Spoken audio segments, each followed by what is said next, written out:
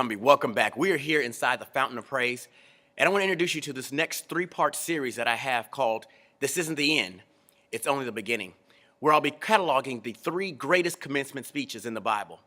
Matter of fact, there was one commencement speech by a man named Winston Churchill, given in 1955.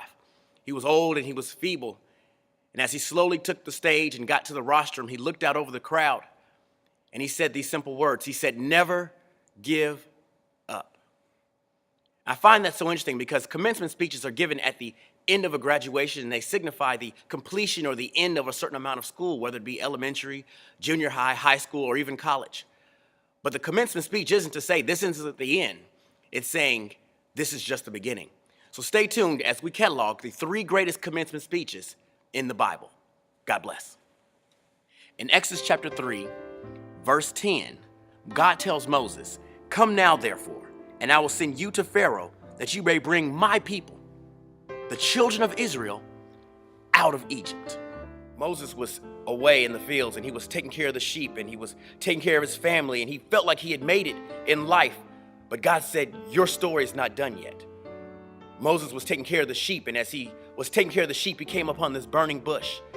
And in the burning bush, the bush told him, he said, "Moses, you must remove your sandals because you're on holy ground." Moses felt like his story was over because he had done everything. He had some past, he had some failures, and maybe you have some failures and you have some past, and you started over your life according to yourself.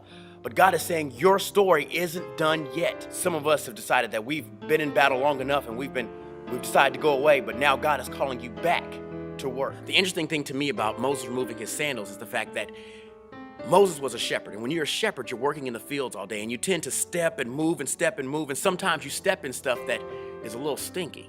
Well, Moses might have stepped in a few things, and before he could hear adequately from the Lord, he was told to remove his sandals. Here's my statement to you. Maybe you have gone through some things. You've stepped in some things. You've carried some issues on your shoes. You've carried some issues on your body. You've carried some issues in your mind. Maybe someone has upset you. Someone has angered you. And you've held on to this unforgiveness for a certain amount of time. And God is about to move you to the next stage of your life. But you can't be moved until you remove. So Moses had to get rid of some things before he could move into the next stage of his life.